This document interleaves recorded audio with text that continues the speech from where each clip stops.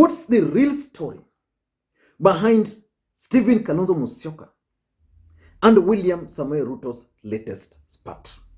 Why is Kalonzo and Ruto fighting, politically speaking, in this country? Because yesterday, Kalonzo Musyoka responded to William Samoei Ruto ruthlessly.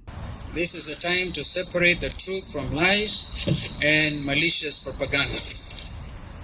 In the same vein, I challenge DP Ruto alias Arap Mashamba, well known for his unbridled greed for both public and private land, to offer himself for investigation concerning the following scandals that are in the public domain. 1. The grabbing of the land belonging to Honorable Joseph Murumbi, Kenya's first Vice President and a renowned conservationist. 2.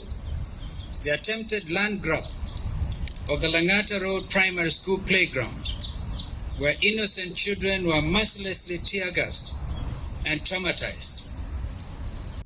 That was uncharacteristics of Kalonzo Musyoka. Kalonzo Musyoka is considered one of the gentlemen of Kenyan politics. But yesterday, we saw a different Kalonzo Musyoka. So in this video, I want us to look at the real story, why Kalonzo Musyoka and William Samoei Ruto are currently exchanging words bitterly. But before we do that, if you're watching this video for the first time, I want you guys to take just a second or two and click the subscribe button so that next time you produce a video like this, YouTube will automatically notify you. Again, we are racing towards 100,000 subscribers. So if you subscribe today, then I'm sure, you rest assured that I'll appreciate from the bottom of my heart. Now, let us get back to the main issue. A few weeks ago, President Uhuru Kenyatta caused a huge political storm in this country. The president challenged William Samoei Ruto and his brigades who are moving around the country selling the hustler versus dynasties narrative. That if that was their logic, then he as President Uhuru Kenyatta can as well remind the entire country that Kenya is just too big for two tribes to rule the country for 60 years. That statement by the president also caused a storm in this country. And the first individual who picked it up was actually Kalonzo Musyoka. Kalonzo Musyoka challenged William Samoei Ruto, who was pushing for the hustler narrative, that when he had the opportunity as the Deputy President of the Republic of Kenya, instead of appointing hustlers, he decided to go outside there and appoint only his tribesmen. That statement by Kalonzo Musyoka did not go down well with the Deputy President. So William Samoei Ruto, while in Kajiado over the weekend, decided to respond to Kalonzo Musyoka. So according to William Ruto, Kalonzo Musyoka cannot show anything for the time he was the Vice President of the Republic of Kenya. And the only thing Kenyans can remember him for is that his house, where he currently lives is actually constructed in a land which was grabbed from NYS. And Kalonzo Musyoka did not take that line. He came out and responded to William Samoei Ruto ruthlessly. Kalonzo Musyoka came with facts and list of properties and land which the Deputy President has grabbed. In fact, he even mentioned the land belonging to Dr. Murumbi, who was a former Vice President of the Republic of Kenya. He again challenged William Samoei Ruto to account for the elimination of staffs in his office. That was totally a different Kalonzo Musyoka. And in fact, Kenyans were really wondering whether that was Kalonzo Musyoka. And the mere fact that when Kalonzo Musyoka was reading this statement, Mutula Kilonzo Jr. was standing right behind him. Kenyans were like, Mutula wanted to make sure that he reads the same statement he was also holding, because Mutula Kilonzo was also just going through the statement. But what's really happening between these two individuals? Because in politics, nothing happens out of mere coincidence. We all know that William Ruto had identified Raila Odinga as his main opponent, and he had trained all his guns to Raila Odinga. But why now Kalonzo Musyoka? Because so far after Kalonzo Musyoka's ruthless response, the Deputy President has not responded. His allies have not responded, and Kenyans are waiting for the Deputy President to respond. But a statement was issued by his spokesperson, responding to Kalonzo Musyoka. But why are these guys fighting? In my considered opinion, these guys are fighting because of these 4 reasons or 5 reasons. Number 1 is the Machakos senatorial politics. William Ruto is sponsoring a candidate in Machakos. In fact, he unveiled that candidate. And a day after unveiling that candidate, that's when William Ruto decided to attack Kalonzo Musyoka. Machakos County has 8 constituencies. There is a Masinga constituency. The MPC is a Wiper. Then there's Yatta constituency, which is held by independent candidates. Then there is Matungulu, there is Kathiani, there is Mavoko, then there is Machakos Town, there's this Mwala constituency. So those 8 constituencies forms the Machakos County. And because the politics in Machakos, all these constituencies are going to be key, what the Deputy President is trying to do is trying to find for a way of appealing to the masses in Yatta constituency. Because that constituency is where the land where Kalonzo Musyoka is alleged to have stolen is located. So it's trying to appeal to them. But Kalonzo Musyoka is also responding in equal measure. Kalonzo Musyoka is trying to remind Ruto that Ukambani, I'm the king. So what does he do? He then creates a fight between themselves.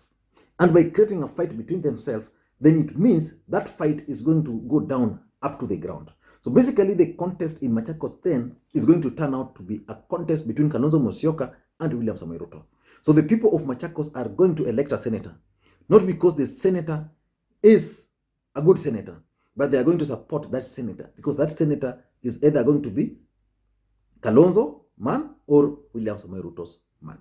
In my considered opinion, that's the main reason why these guys are fighting. The second reason, in my view, is the contest for the hustler. That's the second thing.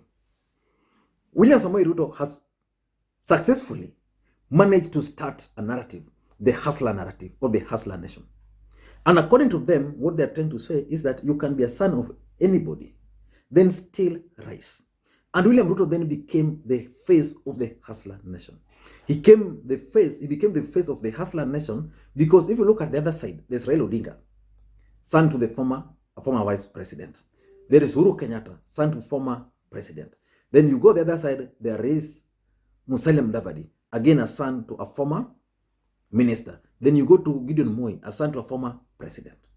Then who else remaining the other side? You go to Moses Wetangula. According to William Ruto, Moses Wetangula is a son of a former chief and therefore does not qualify. Then you go the other side, the only man remaining there is Kalonzo Musyoka. And because Kalonzo Musyoka is also a hustler, William Ruto cannot handle him. How can he handle him then? Then he has to go there and attack him. And Kalonzo Musyoka also wanted to project an image that he's also the real hustler.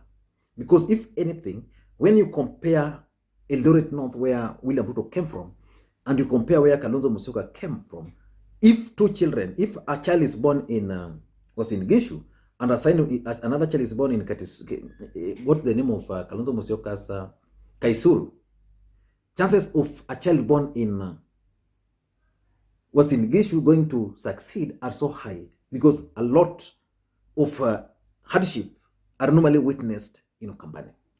And the mere fact that Kalonzo Musyoka started from there, went to University of Nairobi, studied law, then from there he got to know Moi through hard work, then from there contested and became the vice president. You can't compare to William Ruto. William Ruto came from Kalenjin community, went to Nairobi University. And the mere fact that he was in Nairobi University, and then there was that youth movement, it was easy for him to join it, based on the mere fact that alone that he was a Kalenjin. Then from there, he started making money in government. By the time he was contesting, he was already a rich man. So these guys, in my view, are also competing for who is the real hustler. And that's why Kalonzo Musyoka reminded Ruto that for us, our slogan is going to be kazi ni kazi bila wizi. And again, William Ruto was very better that Kalonzo Musyoka is now changing the slogan from kazi ni kazi to kazi ni kazi bila wizi. And again, if you listen to his statement, he had to try to change that wizi ni wizi bila kazi. So I think they're fighting over the hustlers versus dynasty narrative. Number three, the third thing, I think it's about 2022 politics. I'm trying to think so. William Ruto is going to contest for the presidency. Kalonzo Musyoka is going to contest for the presidency. And William Ruto managed to come up with a hustler narrative. Kalonzo Musyoka is now pulling the tribalism, the tribal card, that when you had a chance, you only appointed Kalenjins. Then again, you know, Kenya is a tribal country. So definitely, most Kenyans are going to buy that. And that's why, if you listen to the president, to the deputy president, he then threw that to the president, that he was not the appointing authority. That is the president who appointed these Kalenjins to government, not William Samoei Ruto. So basically what Kalonzo is trying to do is trying to hit on William Samoei Ruto as a tribalist, and William Ruto is now trying to throw this to the president. And again, if you remember, Kalonzo Musyoka also talked of corruption, that William Ruto is the face of corruption in this country. Corruption is one of the issues which Kenyans are likely to canvass ahead of 2022 general election. So basically, Kalonzo Musyoka and Ruto are fighting over 2022 general election. Number 4, in my view, is President Uhuru Kenyatta's endorsement. That's number 4. That's why Kalonzo is fighting with Ruto. Ruto is falling out with Kalonzo, Ruto is falling out with President Uhuru Kenyatta. And then the president is expected to endorse someone else. There's Raila Odinga waiting there. There's Musalia Mudavadi waiting. There's Gideon Moi, and there are others. So how do you appeal to the president? You attack anybody who is attacking him. So by attacking the president, by attacking the deputy president, Kalonzo Musyoka hopes that the president is going to see this and probably endorse him, or even if he not endorse him, will have favors with him. Remember, even before this part, Mutula Kilonzo Jr. read the Riot Act on William Samoei Ruto right inside Ukambani. Number 5, in my view, is the Mudama factor in Machakos. Kalonzo Musyoka decided to nominate former or the wife to Johnson Mudama as their candidate.